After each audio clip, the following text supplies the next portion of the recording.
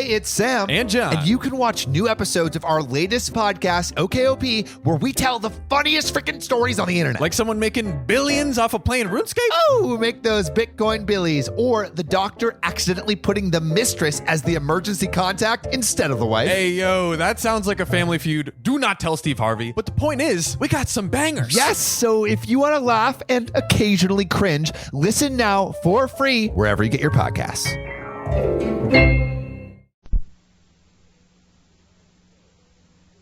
The Fibber, McGee, and Molly Show.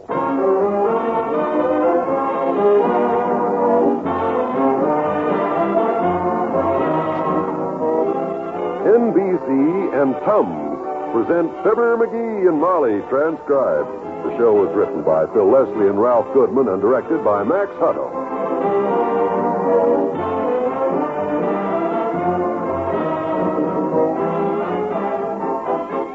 Fibber and Molly will be with you in a minute. This is Don Wilson with a message about don't wait. This is Don Wilson with a message about saving money. This is Don Wilson with a message about a most pleasant relief for acid indigestion. The answer to all these things is spelled T-U-M-S. Yes, Tums for the tummy. With Tums, you don't wait for relief from sour stomach or heartburn, because there's absolutely nothing to mix, no water or glasses needed, no waiting at all. You just eat one or two delightful, minty-tasting Tums, and relief starts immediately. And Tums are so economical, only 10 cents a roll, that you can always keep them handy. Carry them in pocket or purse for top-speed relief whenever or wherever some favorite food, overindulgence, or smoking too much causes distress. So don't wait. Get fast-acting, economical, delicious Tums today.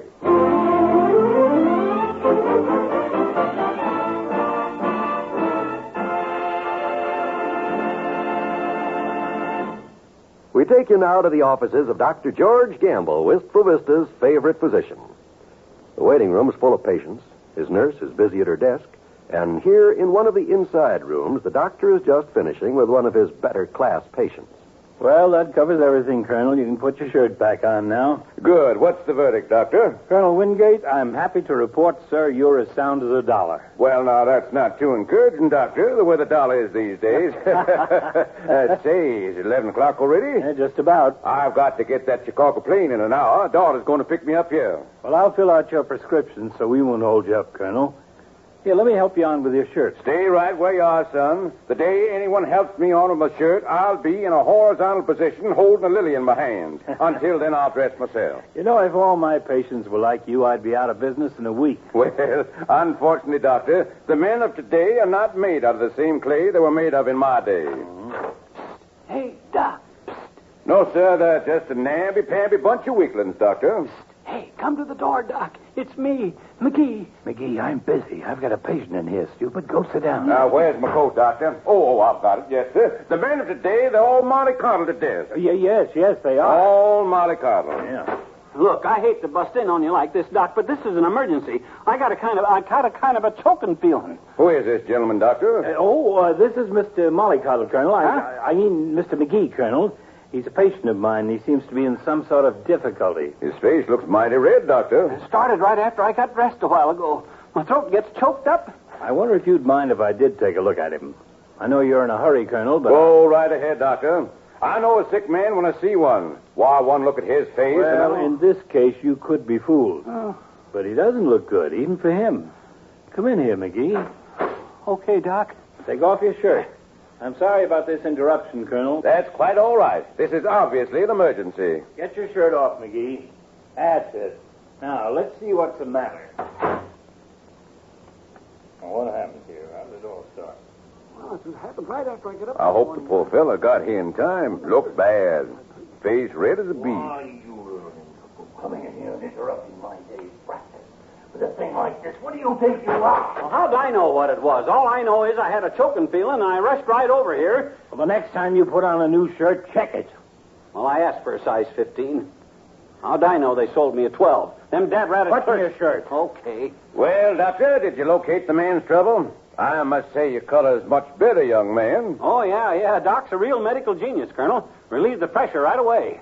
I'll just put my tie in my pocket, Doc. You can run along now, McGee. The colonel has to catch a plane. Sure, Colonel. I'm sorry. I'm kind of busy on a few deals myself. You know how it is with us executives, Doc. Always on the go. Yes. Go. Okay, I'm going, Fatso. Quit shoving me. Nice to have met you, sir. Nice to have met you, Colonel. Must have lunch someday. I'll have my secretary.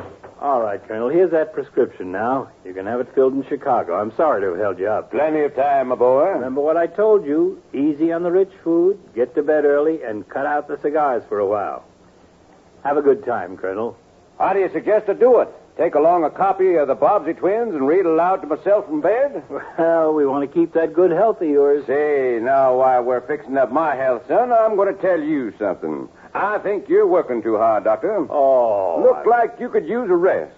Well, I wish I could tell the stork that. You ought to get away for a few days. Forget it.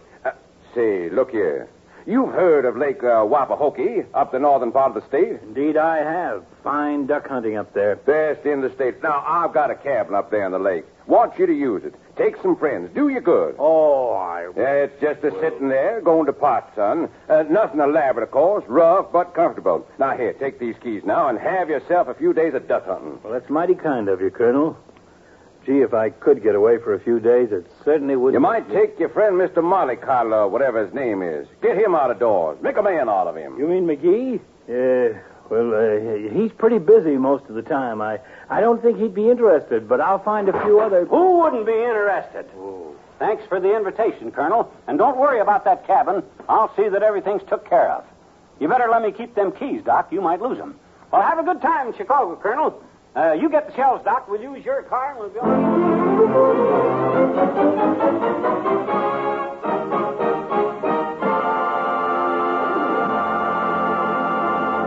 There's more fun with the McGees shortly. Give gladly in your community for expert counsel on family and premarital problems. For youth activities, including scouting, boys' clubs, and character-building programs conducted by the Y.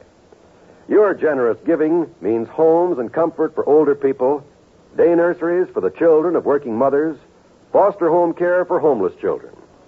Give gladly, because that same gift means better health through hometown hospitals, clinics, visiting nurse service. Better health through national research work in the fight against dread disease, through rehabilitation for the handicapped and mentally ill. Yes, and give gladly for USO and other health, welfare, and recreation services for members of our armed forces. A whole wide range of these hometown and defense services is supported in your community when you give gladly the United Way to your community chest or United Fund. And make sure that your campaign pledge is large enough to cover all those needed services for an entire year.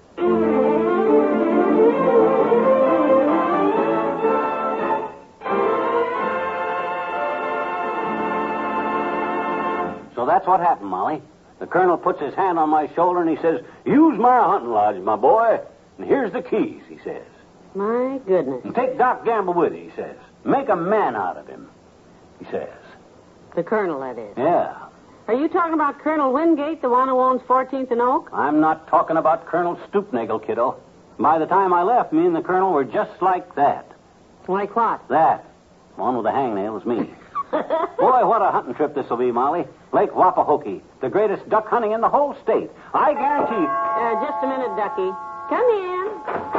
Hello there, kids. Hi, daughter. Hey, Johnny. I hear you're going duck hunting. Now, where'd you hear that, old-timer? McGee just heard it himself a half an hour ago. Down at the grocery store, kid. Yeah? My girlfriend Bessie was telling me. Oh. She said she heard it from a policeman that goes with a girl at the sandwich shop whose mother heard the beauty operator say that one of her customers got the word from the newsboy at 14th and Oak. Yeah? And his bookmaker was sitting in the barber shop when Johnny here come running in hollering, "Hey, fellas, I'm going duck hunting. Don't tell anybody." Well, gee whiz, I don't want a lot of people begging me to go along. Word's spreading around town, though, is it? Spreading like a fire in a hayloft, Johnny. That's mighty fine hunting country up that way. Spent my boyhood around Lake Wapahokee, you know. I didn't know that. Ah, he spent his boyhood every place. Yep. I mind one time Papa took us kids out there pheasant hunting, kid. Yeah, pheasant, huh? I'm going for duck. There we were, the 6 of us, all scattered out through the woods, crawling along like Indians, when all at once Papa seen something move in the bushes. Saw it move, huh? I scrunched down behind him and kept quiet. He yanked the shotgun up and got so excited he busted his glasses. Oh, my gosh. Broke his specs, huh? Didn't stop Papa, though. He laid that gun barrel across the fork of a tree to steady it, closed his eyes a minute, and listened. Listened? Suddenly, he heard a twig crack. He swung toward the noise, squozed down on the trigger, and put a teaspoonful of birdshot in the fleshy part of my brother, Ira. I could tell it was birdshot because the boy took off like a quail. Well, McGee, I hope there'll be none of that kind of shooting on your hunting trip.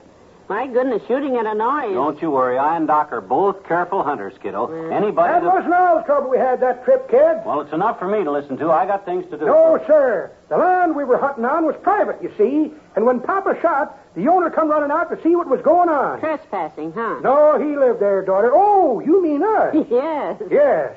Well, sir, Papa seen the owner coming and snuck off through the bushes. But all us kids were cornered. Caught you red-handed, did they? Yep. All but Ira, that is. It wasn't his hands that was red. Yeah. We know. Did they put you in jail? Well, we tried to talk him out of it, daughter, but we didn't have much luck. And finally, this long, ugly-looking fellow with a constable cap and a tin star as big as a pie plate come down the road and took us in by the collar. Oh, my. That's all that saved us, kids. Saved you? Yep. The feller with the dime store star was Papa. He always carried one for emergencies. But hey, I can't stand here gabbing with you, Johnny. I got to get back to the grocery store. I'm working, you know. So long, kid. He's working. Ha! I wonder how he can tell. Well, I got no more time to waste either myself, too. If I'm going to be ready for that hunting trip, I got a million things to do. I'll just bet you have. How long will you be gone? Oh, be away about 3 nights. Hey, who are you going to get to stay here with you? I don't want you staying here alone. Oh, I'll call some of the girls in my club. I think Monica Miller's husband is at a convention this week or something. Maybe she'd like to come over here a couple of nights. Good. And I'll have our little parakeet to keep me company. Won't I, baby?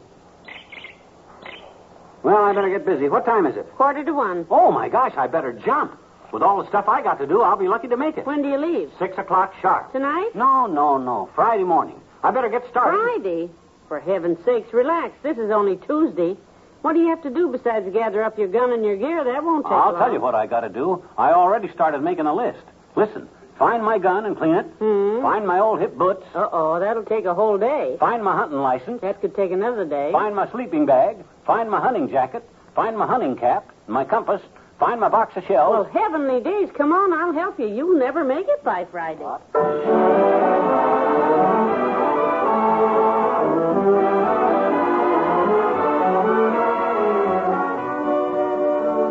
We'll say goodnight to Fibber and Molly in a moment. Your key to pleasant entertainment is your radio dial when you turn to the spot where you hear the 3 familiar NBC chimes. Here at the NBC spot on your radio dial, you'll always hear the finest pleasure-filled entertainment, whether it be music, comedy, or drama. Wednesday evenings, you can hear the nation's finest comedy entertainment on such fun-filled programs as You Bet Your Life with Groucho Marx, or The Great Gildersleeve with Willard Waterman as Summerfield's bumbling water commissioner, Throckmorton P. Gildersleeve. Gildy's always in a mess of trouble, but it's trouble that adds up to hundreds of chuckles for you, the listener, when you tune for his hilarious adventures on the NBC radio network.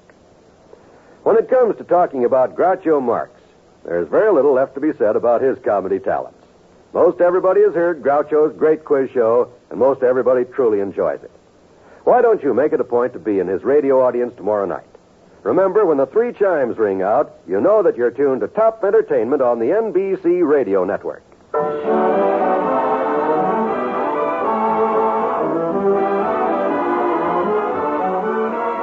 Ladies and gentlemen, this week is American Education Week, a week when the schools of the nation are holding open house. Why don't you visit your school, your child's school, today? See how it operates and see what it needs and see what you can do about it. The future of this nation is being built right now in the school your child attends. The kind of school it is tremendously important to your child. And you can show how important it is to you by visiting that school this week. American Education Week. Good night. Good night, all.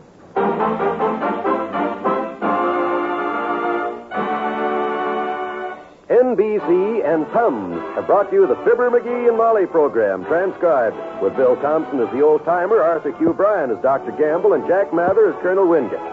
This is John Wald inviting you to be with us again tomorrow night for another visit with Fibber, McGee, and Molly. Tonight, laugh with Can You Top This on the NBC Radio Network.